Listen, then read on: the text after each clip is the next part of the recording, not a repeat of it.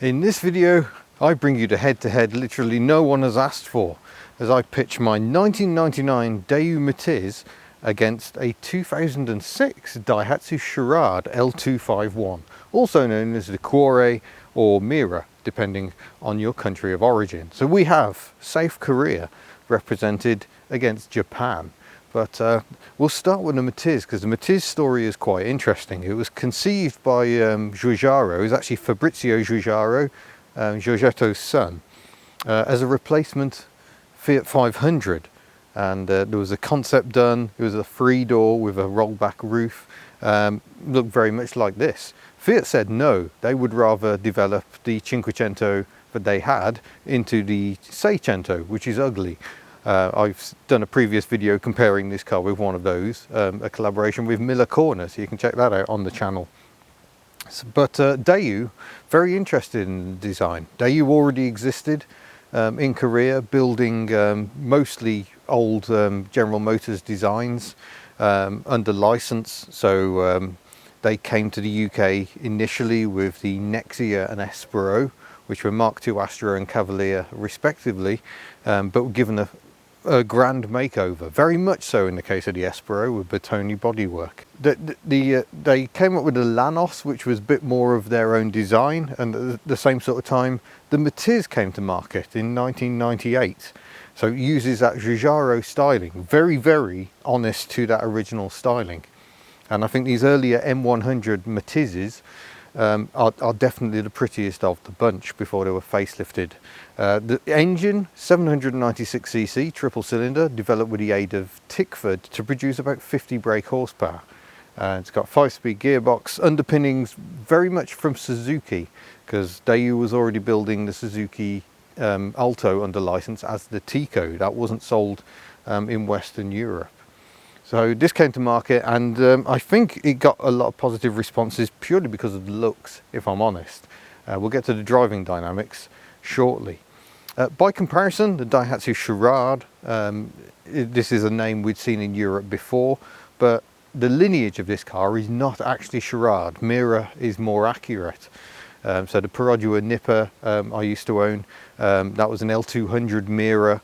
This is an L251. So confusingly, it goes 200, then I think it jumped to 500, 800, then 250. 250 being the Japanese domestic market version.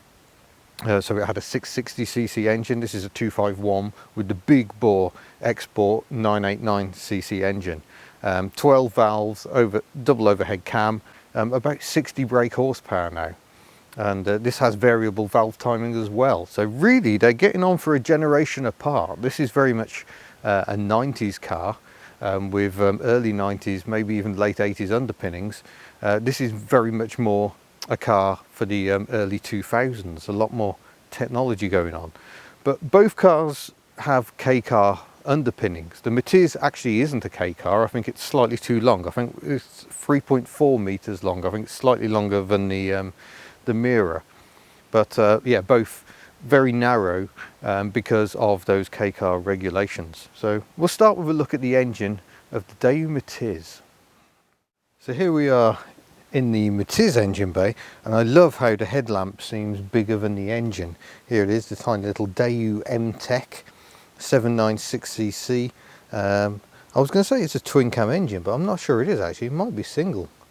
I've never had the cam cover off, so perhaps it is just a single cam. But yeah, all the modern stuff you kind of expect, intake, fuel injection, etc. And it's definitely, this engine bay has seen better days. I bought this car brand new, and the engine bay looked a lot tidier all those years ago. But she's done some miles since then, the old girl, and still going very well. Let's fire her up.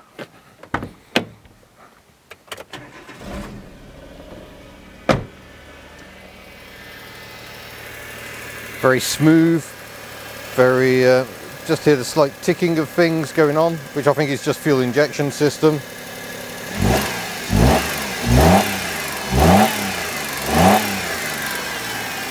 Yeah, nice noises. By comparison, under the bonnet of the Daihatsu, there's not an awful lot to see. It's mostly buried under this air cleaner stroke spark plug housing. So the coils are within this air filter assembly, but it just covers the engine, which is the EJVE in 989cc 12 valve twin cam unit with all the injection gubbins off to the back of the engine. Bit more space. They've somehow managed to cram in the servo and brake master cylinder on this side. They're remote on the Matiz, and it generally just feels a little bit more spacious despite still being remarkably tiny. Got the screen wash here. I seem to be missing the lid for that, hence why it's a piece of paper. Oil filler is here, dipstick nice and easy to get to, and the coolant there with a little side mounted radiator, which I must show another point. The number plate is not central, and it's not central because if it was, it would be blocking too much of the radiator down here. There is also fresh air ventilation there, so that's the downside of UK cars having a massive number plate, is that it does restrict the airflow somewhat. But let's fire up the engine.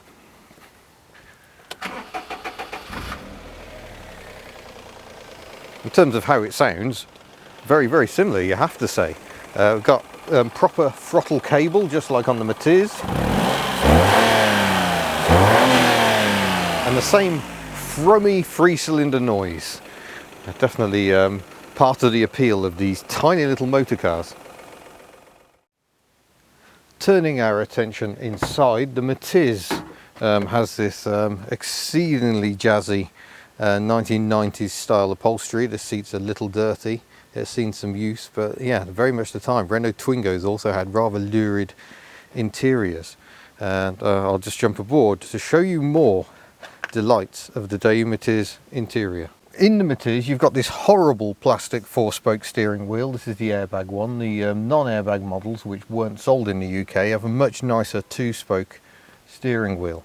But it's quite a nice little display, I think. I'm just going to pull you out of the stand so I can show you some more dashboard delights. But yeah, I like this really clear dashboard. It's very simple design, but very effective. We've got a permanently live fuel tank, which a lot of Oriental cars tend to have. We've got indicators left, not very nice sounding stalks. There is a mist function on the windscreen wipers. It did have headlamp leveling, but it seems to have been replaced by stickers. And I like this center dashboard as well, these tiny little dials, and oddly a control that has heat this way and cold this way. That's quite unusual. There would be an air conditioning button there if I'd gone for a top spec model, but we've just got a heated rear window and a little slider there. Nice sounding indicators. A security light, there is an immobiliser fitted, fog light button, twin airbags going on, and again a look at the jazzy seats. The biggest problem with the Matiz is driver space. There isn't very much of it, and I find I can't really get the seat back far enough for my legs. You also notice how short the seat base is. A common issue on Asian cars, because Asian people tend to be a little bit shorter. They don't need the longer seats, so that's one of the issues. The gear change is positively horrible, bit of a clunky, especially going into second. There are times second is very hard to find, and it was like that when new. It was never a particularly good gearbox, but you know, good visibility, even though you've got these sweeping pillars coming down. Fixed quarter lights mean you can open the window and you don't get too much buffeting, and it is manual windows. On this SE model, you had to go SE Plus to get electric windows, spoiler and alloy wheels. And when I bought this car in 1999, I was far too tight to do so. Moving on to the Charade, again we've got very slim doors, but we have got that annoying beeper. Sadly this seat has seen some damage over the years, so it's covered up with a towel. The seats are much more boring. Let's jump in and shut this door to make that horrible noise go away. One of the sweetest aspects of this car, gosh I need to clean it, is the way it says hello happy when you climb into the car. Again, a very simple layout of dials, not particularly interesting, and generally the dashboard just seems a bit plain. You've got all those swooping contours in the Matiz. This is much more modern, much more boring. It has got air conditioning. This is an SL model, so a fairly high spec. We've got electric front windows, central locking, and it would have aircon, but it doesn't actually work. You know, typical conventional heater controls. The gear change has a very long lever on it, so it actually brings it a bit closer to the driver. The Matiz, you have to reach down for it, so that's a bit better. And it's not a bad little gear change. It's a bit notchy, but quite pleasant. There's also room down there for my foot to get past the clutch pedal, which makes it a bit more comfortable on the longer journeys. And generally the pedals on both cars are kind of directly ahead of you. Unlike Europe, Korea seem to be able, and Japan seem to be able to make that work. Indicators left because it's a UK model. Got the fog light there. Oh, can't even turn the fog light on unless the lights are on. That's interesting. I didn't know that. Again, wipers right with a mist function, and down for the various controls. Feel a bit nicer than the Matiz ones, I must say. We've got electric windows and the electric window cutoff, and the electric mirrors down there as well. And generally it feels more spacious. I feel more comfortable sitting in this car, and it's just a more comfortable driving position. The seats are more supportive. They're just a little bit longer, so I've got more support under the leg. But generally it feels a lot nicer sitting here than it does in the Matiz, and I hate saying that because she's right there and I love that little car. But for comfort, I think the Charade has it licked, even if this interior is just a bit dull, really, a bit insipid. Here in the back of the Matiz, it's all a bit cozy. My knees are kind of rubbing the seat in front a bit, even with that, you know, that's as far back as that seat will go. 60-40 split on the seats. They fold quite nicely to extend the boot space, but it's not really somewhere you want to spend an awful amount of time. That is as far down as the window goes, but you get a decent view out, and it's not horrific, it just isn't the most spacious. One of the party tricks of the Daihatsu is the fact the doors open to almost 90 degrees, so I don't have to talk to you through the door. Again, my knees are a little close to the seat in front, but it's not actually that bad. Seat feels a bit low though. I'm lacking under leg support. About an inch higher would be more comfortable, I think. Again, we've got the seat split 60-40, but I believe this car is only a 4-seater, whereas Myrtle Matiz is technically a 5, and I do remember going to gigs with 5 people crammed into her back in the old days. The windows are windy, windy, and they go down much more, but because the door opens so wide, I have to do that to show you, so that's a bit better. But we have got the fixed quarter light to allow that, whereas we've got a cleaner design on the Matiz that doesn't include that quarter light window. Both cars have a remote boot release. On the Matiz it's on the sill, so it's a bit easier to get to than the one in the Charade, which is in the middle of the dashboard. Not a massive boot, but you know, we've got an umbrella in there, and that panel really isn't attached to anything. That's just typical. I believe there's a full-size spare wheel under here. There is. I'm not sure how much air is in it, but there is still one in there in case of breakdown. But just look at these beautiful rear lamp clusters. It is the styling that really wins it over for me on the Matiz. She's picked up a little crease at some point. That wasn't in my time, but I'd better do something about that because it's starting to rust a bit. So the Charade, like I say, is a bit more faff. I have to lean right into the car with that annoying beep and pull the lever in the middle. You push it down to open the fuel flap, which is on the left-hand side. Huge tailgate, and the boot space really isn't too bad, I don't think, for what is such a tiny car. Ooh, just found some nasty rust there. That's always fun. We've got a little space saver down here. That looks like it has never seen a day's use in its life. So yeah, simple board on the floor, and we've got the split seats just as on the Matiz. Very tinny tailgate. The idle's hunting a bit. I think Myrtle, the Matiz, has a bit of an idle control issue, but we're going to do a wiper test. And it's a very nice pattern on the Matiz, even if the wipers do seem a little low. I think a larger driver's wiper might actually solve that one. There's the mist function, lovely pattern, no triangle of doom, obviously. A good wiping performance. The same sadly can't be said of the rear wiper, which I will show you later on, but for now we shall consider some performance testing. Right then, she of the odd idle, let's go. 20, 40 in second, just about.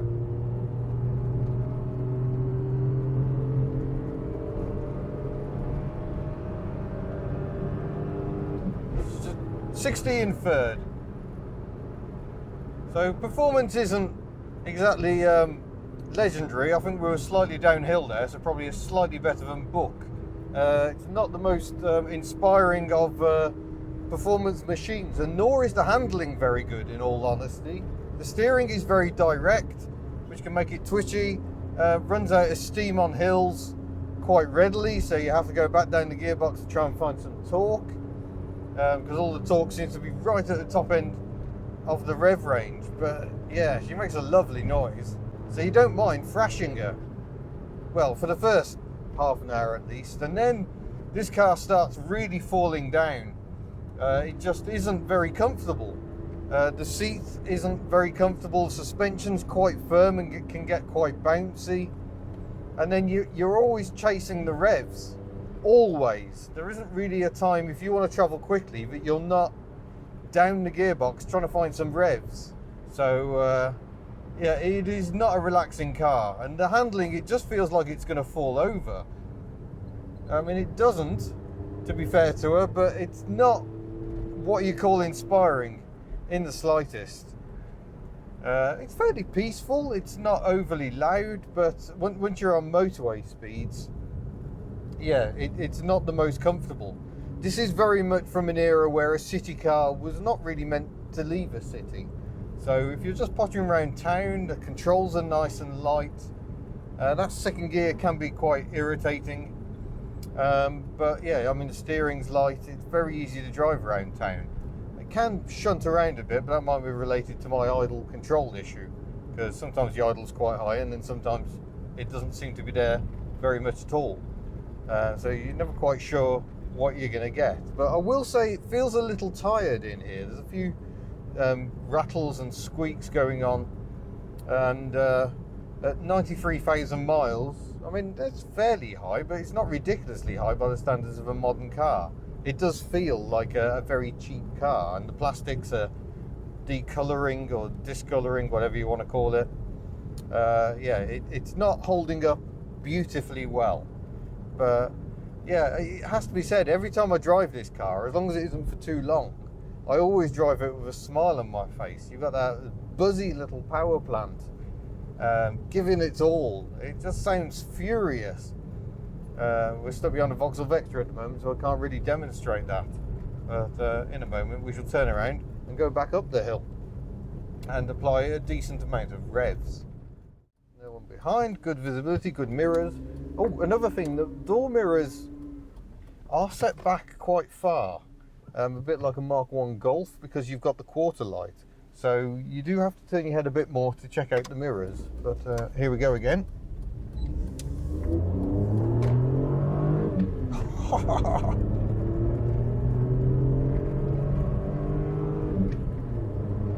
This is probably why I don't get great economy out of this car. I think when she was brand new, she was doing low 40s. I think I'm getting slightly better now, but it's not great economy for a tiny little engine.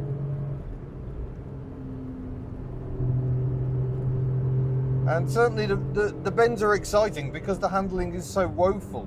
I believe it is actually possible to tip one of these up. I think it happened back in the day during testing, yet somehow they thought, oh, we'll put them into production anyway. So that's always in the back of my mind. I don't really want to fall over, but it just doesn't feel very secure.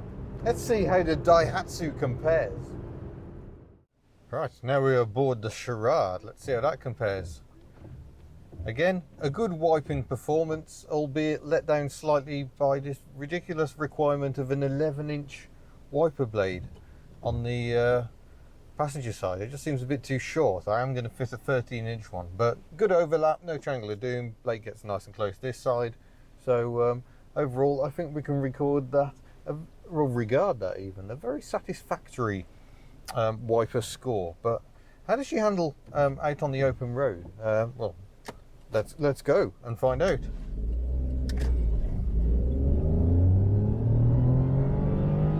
That's 30 in first.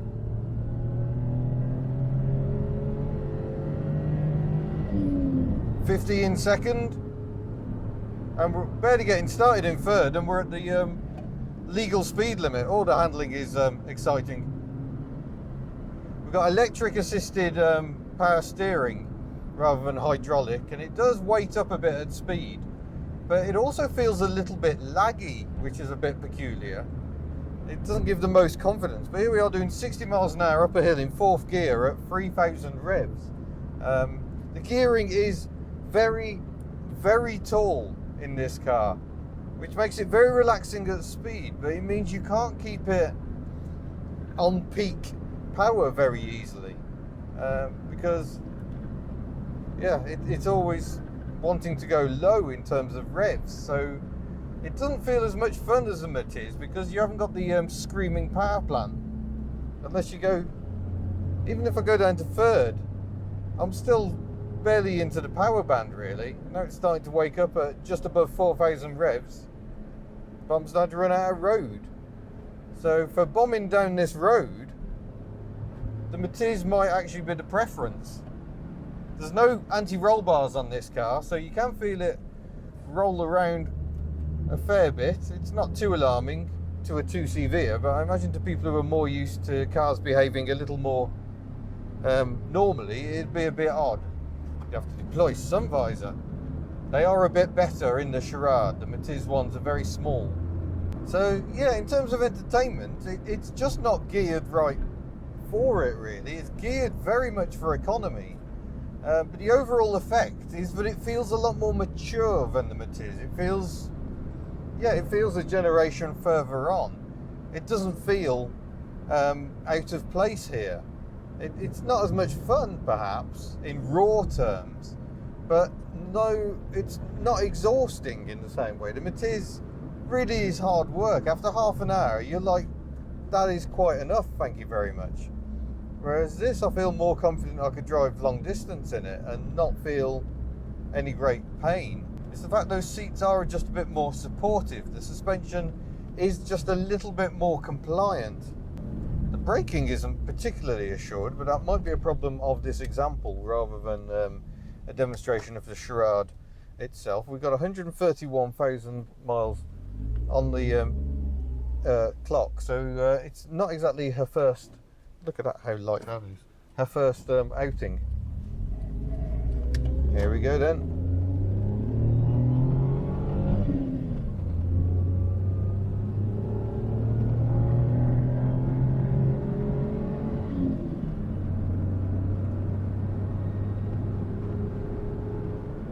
Oh, maybe it is fun. Again, it's not the most accomplished in the handling terms, but it doesn't have that stability fear that the Matiz has. The Matiz often feels like it could fall over itself. The Charade it feels more planted, even if it's on very narrow tyres, so it doesn't feel the most grippy, even though these are fairly new tyres. But yeah, you jump into fourth and suddenly it feels like the fun is over. So I think I'll keep the Matiz for fun and the Charade as my refined long distance vehicle. I never imagined a 1 litre city car could be seen as a refined long distance cruiser, but there we are. The heater is also amazing. I'm starting to cook in here. Test of road holding. Oh, yeah, it really does roll when you really start leaning on it. I think that's the thing. I often drive quite quickly on these country roads, but I don't lean on cars too hard as a general rule. It's surprisingly different to the Daewoo Matiz would be my overall conclusion. But yeah, that long gearing, there's a reason sports cars tend to have close ratio gearboxes, and this is exactly it. Taller ratios, blunt performance, they just take the edge off. It stops the car feeling so fizzy. But it's amazing how quickly you can tire of fizzy. So in that regard, it's a very difficult one to call. I don't think I can actually pick a favourite between the two. It very much depends what you want to do. If it was the only car you were going to have, it'd be the Charade every time. But for the odd bit of fun, the Matiz Take some beating. So there you go. Hopefully that's something interesting. The test between my Daewoo Matiz and my Daihatsu Charade. And on the face of it, two very similar cars, but in terms of driving dynamics, surprisingly different. It's impossible to pick a favourite because as refined as this is, as you know, as much better as the suspension is, and it's more comfortable, this car since 1999 has always put a smile on my face. I should point out there were 18 years I didn't own this car, but I still thought about it an awful lot, which is why I bought it back years later. And well, it definitely has its downsides. She has plenty of them. The bouncy ride, the terrible handling, and the fact you have to rev the nuts off the engine continuously. That is what makes this car fun, and that's what I fell in love with back in 1999. So yeah, this isn't really one where I'm going to form a conclusion and say which one's better. They are what they are different things, surprisingly different. Refinement, fun. It seems it's quite difficult to have both. Maybe there's a car that fits in the middle. Maybe you know what it is. Maybe you could drop that in the comments below. But until then, thank you very much, and I look forward to seeing you in a future video. Farewell.